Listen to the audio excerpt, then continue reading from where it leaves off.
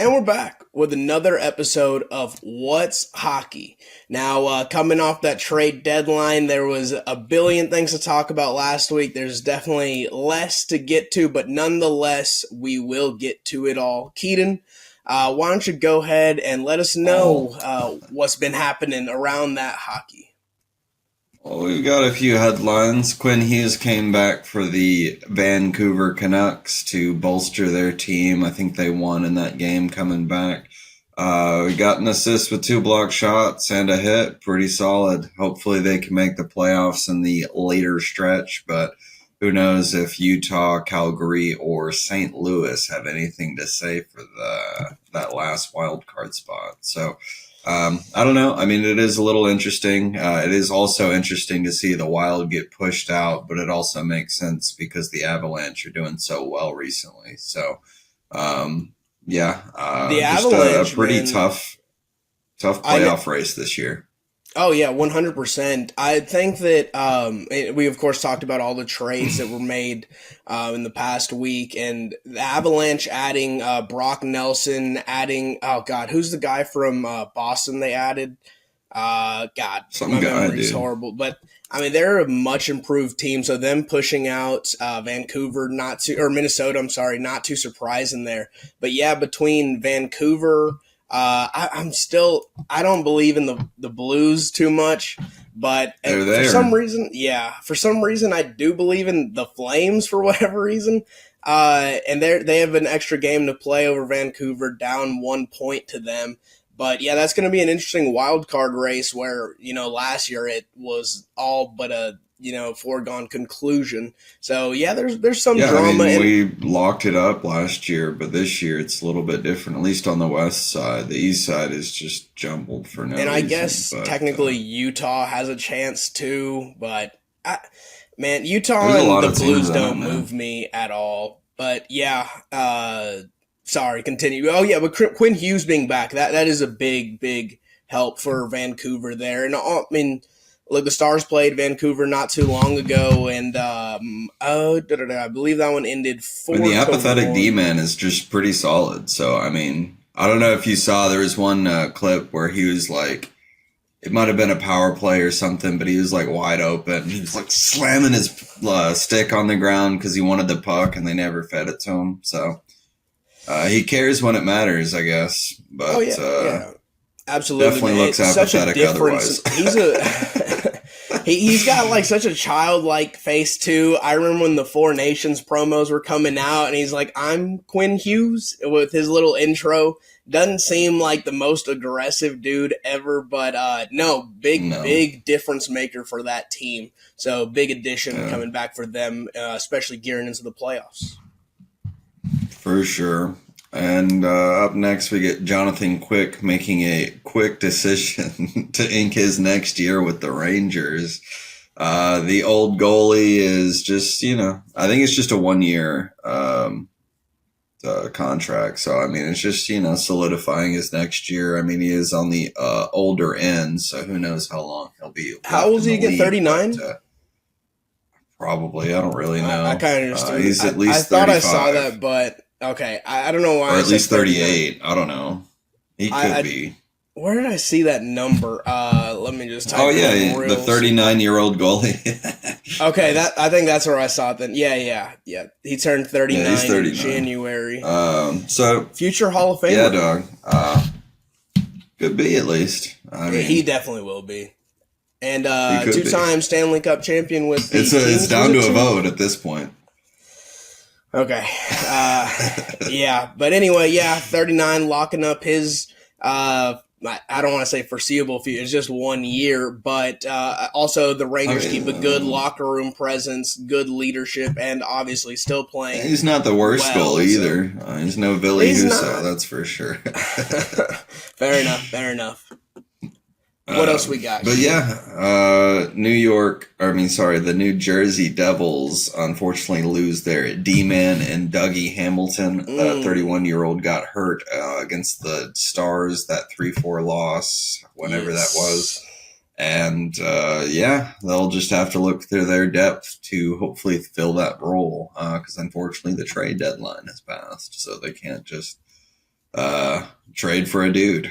Yeah, So yeah, that unfortunately, they're game just gonna have was. to look for their depth, and I mean, they look to be poised for the playoffs, but anything can happen in this last stretch of games. It's just unfortunate with them having the injury also to oh god, who's our other Jack, Hughes dude?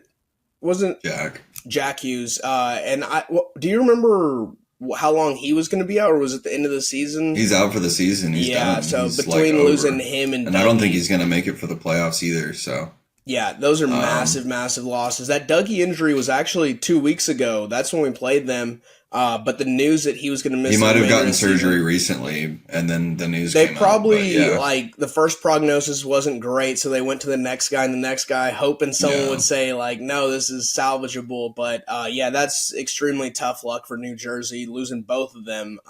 So yeah, that's really rough. Yeah, and they had such a great start to the season, but I mean, overall they've been doing pretty solid. But yeah, That could look into help their with depth at this point. and they do have a ton of points stored up for them, so I don't expect them to fall out of the wild card picture. They're 8 points above that second place wild card. Also, they've played an extra game over the Rangers, three over Montreal, two over y'all. So I mean, it's definitely I mean, unless something they that just lose the rest of the season and everyone else starts winning, they might not make it. But I mean, that's probably not going to 13 happen. games remaining. Yeah, like I said, they should hold on to that 8 point lead, but I mean, that's not an insurmountable lead for, I mean, y'all And I mean, have 16 games to catch up to that. You can, make that up for sure. But, yeah, we shall see. Or all 15 depends on games, how we sorry. play. Yeah. And But I against mean, you the also have like hardest remaining Columbus there. schedule, at least for Detroit. I saw that. When we get to the Red Wing Pretty segment, rough. remind us of that real quick. But what wasn't there someone else signed for around that hockey? My fault. My memory is not great. Oh, yeah. Aiden Hill signs a 6 year, $37.5 million contract on Friday, just to remain with the Golden Knights for, another 6 years, unless they trade him for whatever reason. But he's been pretty solid. Should have played in the Four Nations face Over off a little bit Bennington. more. But, well, It maybe not. I mean, he played okay, at least for the Four Nations. But I mean, I don't know. They should have just played him more. I don't know. I don't yeah. I even know mean, it how was often a he even played, to be perfectly honest. I don't think he even touched the ice that much. But, it was a I mean, surprise he's to just a many solid that. goalie. Yeah, no, he's a great goalie. I was just about to say. I mean, it was a surprise to many that Bennington started over him. Especially after, well, people believed Aiden Hill should have started from the beginning, but after the first few games, it seemed like there was going to be a switch to be made. Of course, Bennington has that great third period and overtime period in the Four Nations tournament against the United States, and it pays off for Canada. But no, Aiden Hill was being championed by plenty of people and pundits that he should be the starter of the team. So locking him down for Vegas for the foreseeable future, that's going to bode well for them, I believe. Yeah, Especially, and piss off a bunch of people that hate the Golden Knights. oh God, yeah, yeah, yeah, yeah. I don't even. Yeah, continue. Good God. But yeah, just solid news. But up next, we've got the Red Wings playing 3 games. We ended up going 2-1, which is pretty crazy. Ended up getting a 7-3 win against the Sabres. The gloves were off, quite literally. There were like 3 or 4 fights and scuffles that happened, and yeah, that was a real tough physical game. And of course, it was the Sabres, so I mean, I was kind of expected, but I mean, I'm just glad that we weren't barely losing for any reason, because I mean 7-3, that's a beatdown. Yeah. DeBrincat ended up getting 4 points. Casper had 3, and Patrick Kane had 5. So that line by itself had 12 points, which is pretty crazy. Just an incredible game. Dominic Shine, so does Scrappy Side, getting into a couple fights, if not just one. But yeah, I mean, playing great. So up next, we play the Hurricanes, which wasn't quite as great. We get off to a 1-0 lead early with DeBrincat scoring in the first period, as he normally would. Seems to be leading the league in that aspect. But yeah, unfortunately, we get to a 3-1 deficit and couldn't climb back. I think we ended up losing 4-2. We get an empty netter scored on us, and just unfortunate.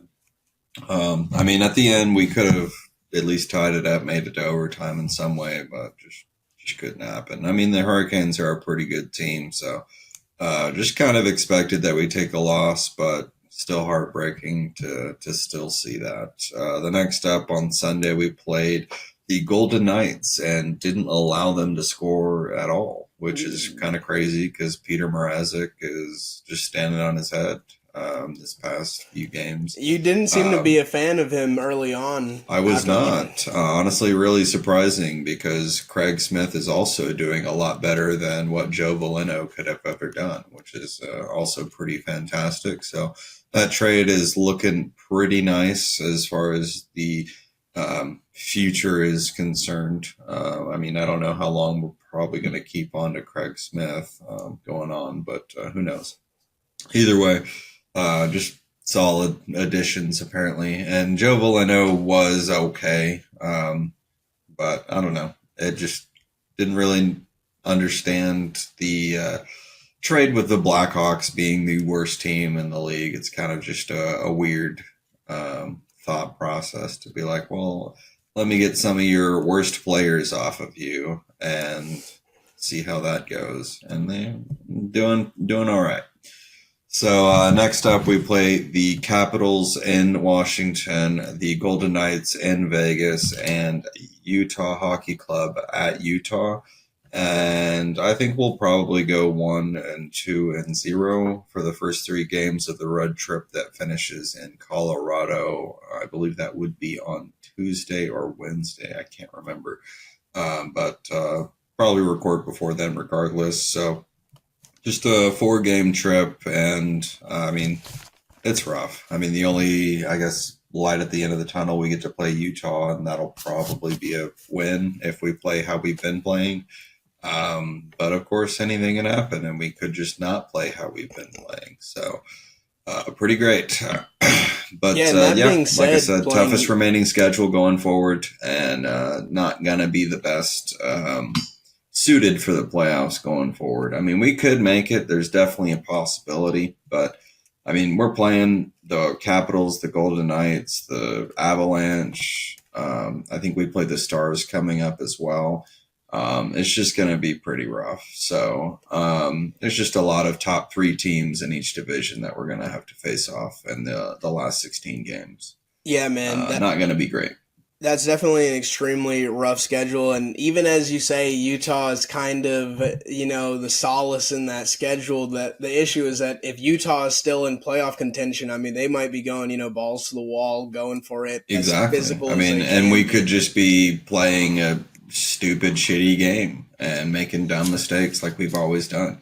And I did see a tweet where it was like, well, you shouldn't be so quick to judge because Todd McClellan still hasn't really gotten all of what Derek Lalonde has taught the team out of them. Because, I mean, it's kind of hard to quickly turn that around and get out of your habits so quickly. So I can kind of understand it, but at this point, it's been, 3 months? So I feel like you should probably start getting out of those habits and getting into the better ones, but at least we'll have the off season to do that. And I think McClellan has a few years left on the remaining contract after signing this year as well. So pretty good going forward as far as the future is concerned, but just rough to see another year probably missing the playoffs, extending that streak to 9 years. But again, we're not the Sabres, so should be good. Yeah. I mean, the Sabres, that's absolute hockey hell right Wasn't there. that, I think the last time I saw something, the last time they were in the playoffs, they had what's called Versus. I don't even know what that is. It's like a TV, channel or broadcasting service Okay. that would show NHL games. Well, I don't even know. Yeah. That I didn't watch predates. hockey back then. Right. I mean, I definitely am old enough to probably have watched it, but I just wasn't into hockey back then. Yeah, So yeah. yeah, I don't really know what Versus was, but I'm just It kind of crazy. definitely predates our fandom, especially to the level that it is now. Yeah, that remaining schedule, good luck, my goodness. As far as the Stars go, we played 2 games since we last recorded. We went ahead and went on the road, played Winnipeg and Colorado, and two extremely tough teams. We, as you mentioned, uh, what Colorado's done moving into the top 3. So right now in our division in the Central Division in the Western Conference, it's Winnipeg first, Stars second, Avs third.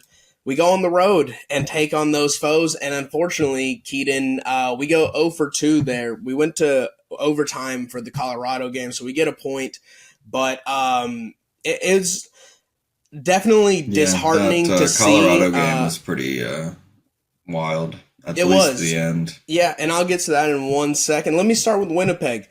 So Winnipeg, we went ahead and we went down 4-0 to start that one. The first goal, Pretty eight good. minutes in, yeah, fantastic. Sandberg, their defenseman, is wide open, getting into the attacking zone a little later than everyone else. They hit him. They had Velarde up shielding Otter. Harley is struggling to get Velarde out of the way. And so Otter like kind of pushes Velarde, and as he goes to push, the puck flies by. I think Classic. Harley's kind of at fault for not getting Velarde out the way, but it's just timed very poorly for Otter. So they go ahead and score the first goal. 3 minutes left in the first period. Shifley hits Connor. There's not a defenseman in sight. It kind of is reminiscent of Four Nations, McDavid wide open in OT. They pass from the corner. He's kind of towards the center of the ice, no one there. He one times it, goes near post, and gets it by Otter. The next goal happens in the second period, 13-minute mark. Granlund and Robertson, I think it was Granlund who was trying to pass it to him, but they can't connect. It starts a break for Winnipeg. It's a 3-on-2. It goes from Connor to Morrissey, back to Connor. Connor hits a wide open goal there. I mean, that was great passing by Winnipeg. Again, they had the numbers advantage there. And that is what made it 3-0. And then that fourth goal, 12 minutes remaining in the third period. I forget who shot the puck, but there are 2 Winnipeg Jets kind of in front of the net. They were in front of the net. Otter has no chance. I couldn't tell if it was deflected or if it somehow managed to miss 2 attacking Winnipeg sticks, 2 defensemen from the Stars, and Otter, but it just flies into the net, 4-0. Just a defensive nightmare. The entire game, really. They had men in front of the net. And we could do nothing to get them out of the way. Leon Bischel not back for this game. After the concussion, he had a cold or some sickness, so he was out. And of course, we didn't have Rope. He had gotten injured in the Edmonton game, so couldn't get it going on offense. Defensively, again, could not get men out of in front of our net. We did score with 4 minutes remaining. It was Marchment on pass from Dodonov. It was set up real nicely. Dodonov hit Harley, back to Dodonov, and then he finds Marchment trailing. I think it was a no-look pass. Was it no-look? But it was a really nice setup. And yeah, we lose that game 4-1. I think offensively we could not get men in front of the net. We had more shots on goal than they did, by like 8 or something like that. But the issue was that their shots, they screened Otter a lot better than we screened Hellebuck. Hellebuck had clear lines of sight. We weren't playing inside for the most part in the attacking zone. It felt like we were on the outside, out on the perimeter. And so the combination of a long shot with no one in the way and Hellebuck in net, it's going to tend to end up you're not scoring there. So that was a tough break. That's something that I would love to see changed going forward. I know I emphasized it early on in the season, but getting men in front of the net and taking that vision away from the goalie is something we have to be better at. And on the other end, we have to be better at helping Ottinger have a clear line of sight. Luckily, we got Leon Bischel back and Rope for the Colorado game. Fortunately, still an L. So that game started with Mikko Rantanen, no-look pass, backhands it towards the center of the net where Rope Hintz is right there, and he hits, and then Hintz immediately passed to Robertson. It felt telepathic the way that the passing went down. It was gorgeous to see. And so Robertson puts it in. Wedgwood completely scrambled to get to in front of Rope, and when that pass to Robo came, he was helpless. He could do nothing. There were no defensemen who could get in the way, and Robertson puts that in 1-0. That was about 4 minutes into the game. And then things turn very sideways. Even up to that point, 4 minutes into the game, the Avs had the majority of possession. They were definitely the aggressor, had more shots on goal. And then it finally came to roost as they score a power play goal. About 5:50 remaining in the first period. Makar shovels it in, and it's redirected by Marty Necas, 1-1 there. They went ahead and scored a goal about halfway through the second period. Val Nichushkin, they're in the attacking zone for an hour, it feels like. They're passing around. They find Val Nichushkin wide open. He creeps in, and Otter's screened by Brock Nelson, who I didn't know this until the broadcast mentioned it. He's 6'4", Brock Nelson.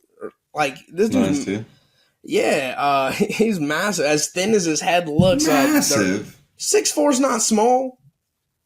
He's not the biggest guy in the world, though. You could be 6'7".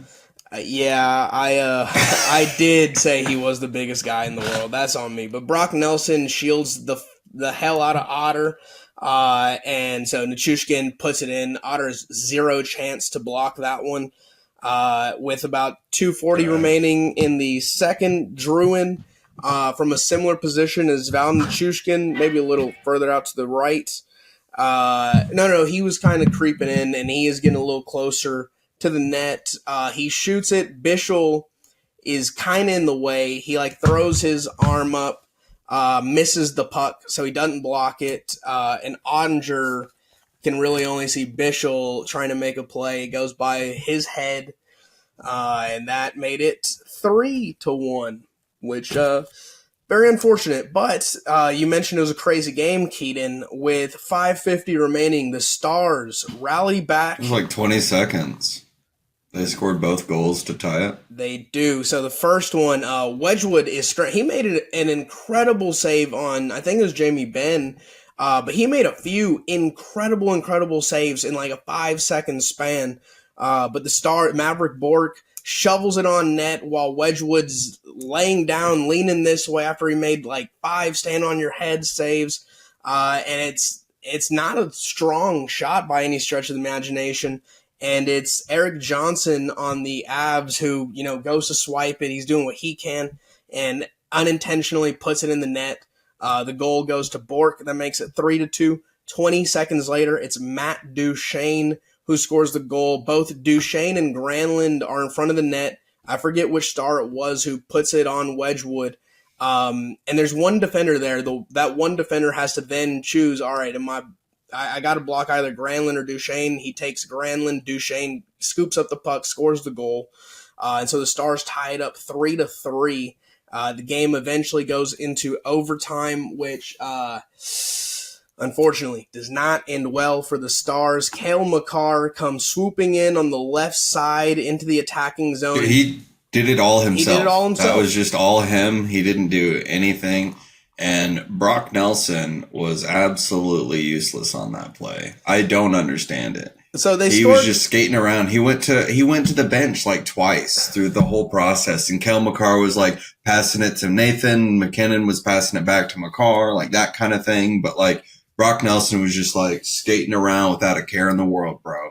It was the wildest thing. He even ran into McKinnon at one point. It's like, what are you doing? Like, you're just useless on the Well, he's ice. a big and then guy, McHale just, so he's hard to Cale avoid. McCarr just went the Yeah, fuck no, off. I mean, it's 30 seconds into overtime, right? Yeah, McKinnon gives it to McCarr, and as useless as you say Brock Nelson is, did McKinnon even enter the attacking zone for that play? I don't think Neither of them did. Yeah, and so it was just McCarr. And as McCarr swoops it on the left, and like if you see Brock Nelson, right. he just skates up to the top and just sits there, and nobody looks at him. I mean, he knew it was about to happen.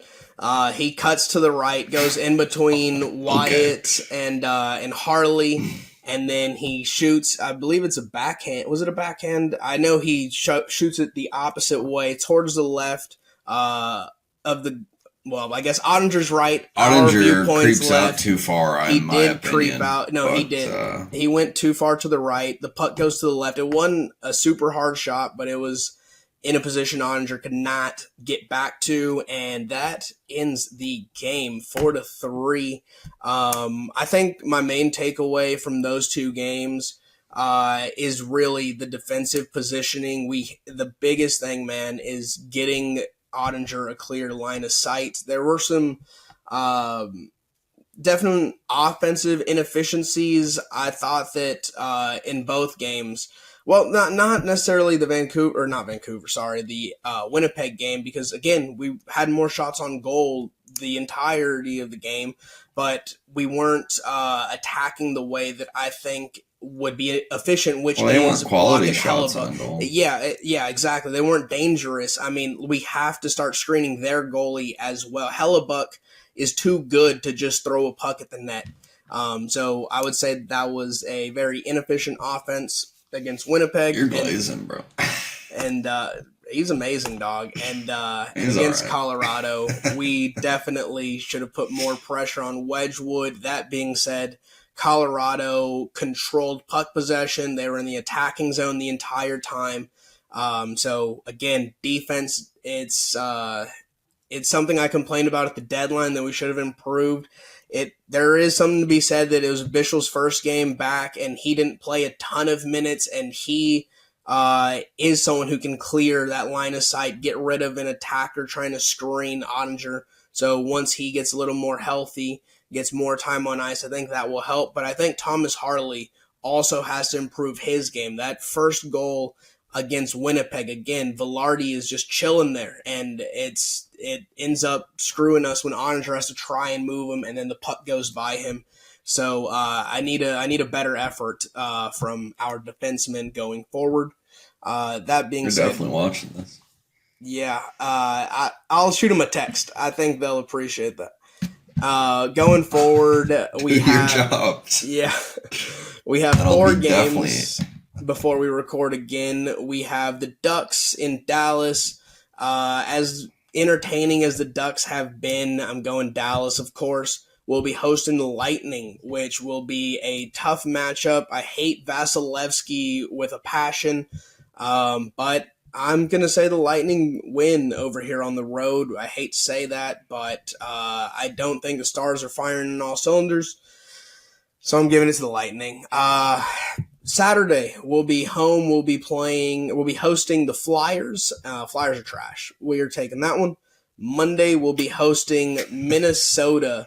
The former home, former home of the North Stars before they became the Dallas Stars. Minnesota's a really good team, man. But I do foresee the Stars getting things back on track. This is an extended home stretch, so hopefully, the comforts of home. Well, 1, don't make us too complacent, but 2, give us some reprieve from this ridiculous road trip. And so I'll say we do get that win against Minnesota at home. And that will conclude the games that we will play before we record again. Keaton, it's time to make some picks. Last week, you edged me out. Pause. By 1. You went 5-6. I went 4-7. It came down to the San Jose Preds game at the end of the night, where you took +1.5, and the Sharks lost by 1, and so Pretty good. You got it done. You're currently 74 and 64. I am currently 62 and 76. Heinous performances by me.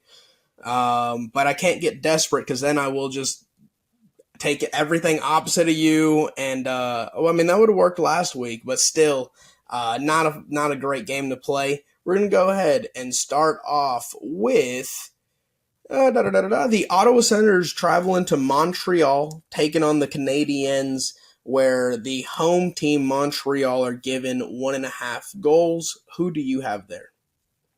I'm taking the Canadians in this one, that plus 1.5, and the rivalry will probably just, make them cover the spread. They might not win, but yeah. Yeah, I like the Canades at home as well. I think that will help them out a little bit. Another Canadian team is playing Calgary, but they'll be traveling to New York to take on the Rangers, where the Rangers are a minus 1.5. Who are you taking there?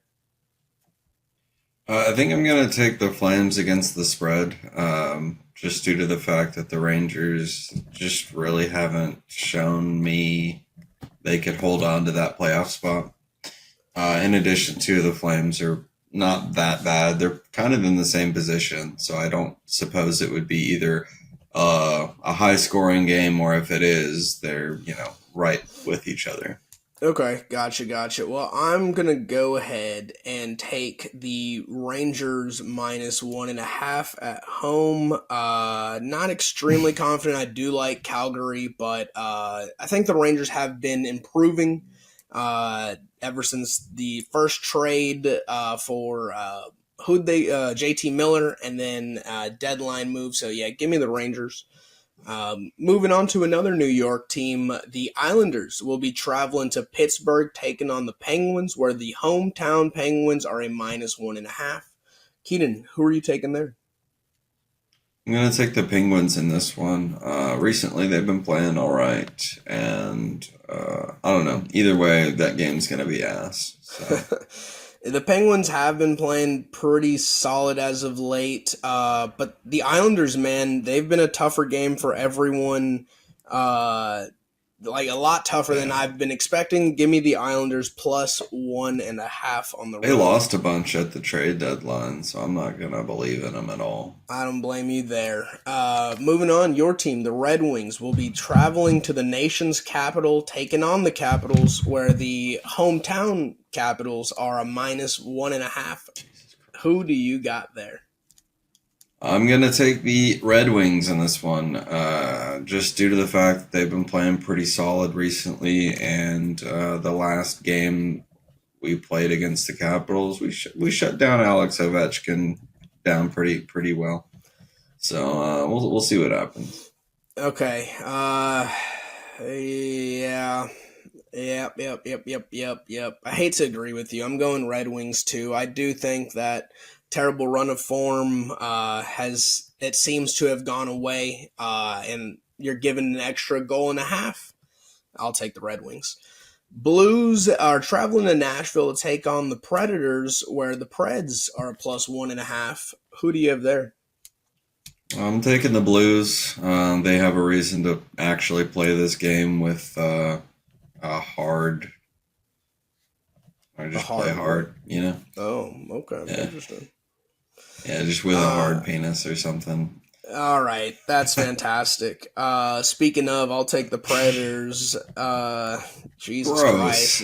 Yeah, this podcast needs to be shut off. I think that the Blues are frauds, and you plus think one the and a half Preds are any better? I think they could lose That's the right. game by 1 goal. I like the plus 1.5 there. And they'll get empty netted. And if I'm being honest, I need to make up some ground. Damn it, I told myself I wasn't going to be desperate, but I'm taking the Preds there. You're desperate. I'm desperate, and I mean, I took Nashville against San Jose, and that cost me, but this time it's a plus 1.5, not a minus. Anyway, we got the Anaheim Ducks in Dallas, where Dallas is a minus 1.5. Keaton, who do you got in that one? I think I'm going to take the Stars in this one. Just guys. Yeah, I too am going. Might be a pretty good game. I think it will be entertaining for sure. The Ducks, even after losing Wallman at the deadline, they still have a lot of solid youth. But I do What? take this. They have some good Wallman was young. from the Sharks, Oh, my dumbass. fault, my fault. Yeah, you're right. God damn it.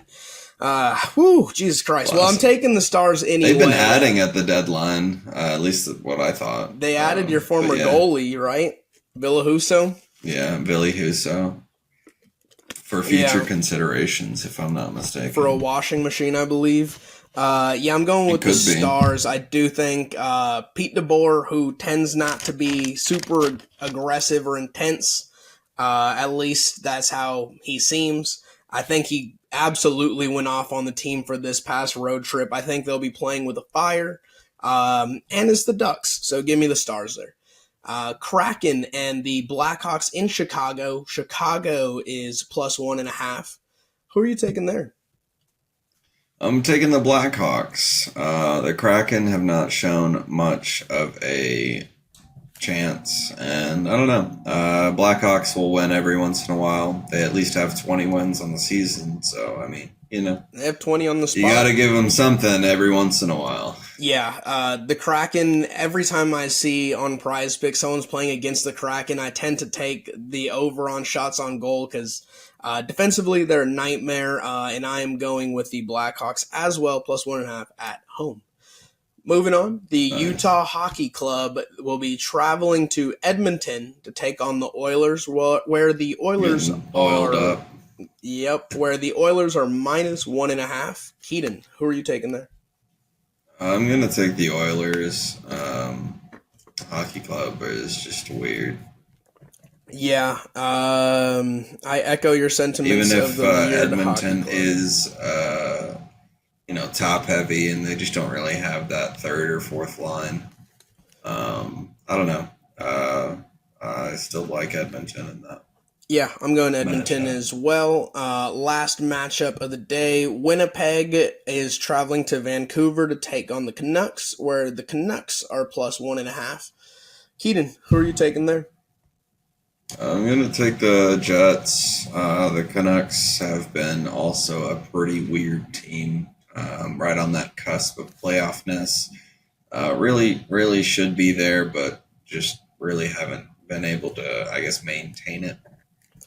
So, probably gonna Yeah, lose there. yeah, I think Winnipeg is firing on all cylinders. Vancouver does get Quinn Hughes back, but I don't think that's enough to really make a difference here. So I'm You going can't really with. do 1v5, can you? That's right. I'm going with the Jets there. Now, Keaton, it is time for your favorite segment because you love to Mm. donate money to prize picks. We're going to make some picks. Last week, I went ahead and posted an L as I had Sam Carrick going over one and a Classic. half hits, Cousins over 1.5 shots on goal. Carrick went under, Cousins went over. Unfortunate. Sam Carrick decided to be a bum. But this week, I'm going to go ahead and reverse fortunes, get a dub here. Connor Bedard over 20 minutes time on ice. Last two games he hasn't covered because he's gotten some game misconducts. But I expect him to be a little rested, have some longer shifts, and it's That 10-minute Seattle. one was wild, to be honest. But yeah, Yep, doesn't yep, matter. yep. So I expect him to cover, and then I'm also going with your boy Rasmussen from Detroit. Is it Michael or is it Mikhail? Michael Rasmussen. We're going with Michael Rasmussen over 1.5 hits. Boom. Nice dog. Last week was a not so great, as Kachuk did cover his under after playing a pretty hard game the day before, but unfortunately Matthew Olivier, my bad, did not get enough hits. I think he got 3 out of 3.5. Just a bum that night. So next up we've got a great lineup and a damn it. I've got Alex Killorn getting more than 1.5 shots on goal. Should generate some offense against that depleted Stars defense. And I think Eric Carlson's point streak will end at 4 this night. So he will not have more than 1 point, or at least 0.5 points. So yeah, he should have 0. All right, nice. Well, we will see if that comes through. I believe that does it for us, Keaton. Is there anything that I'm forgetting? No, I think that might be it. All right, well, y'all take it easy. Peace.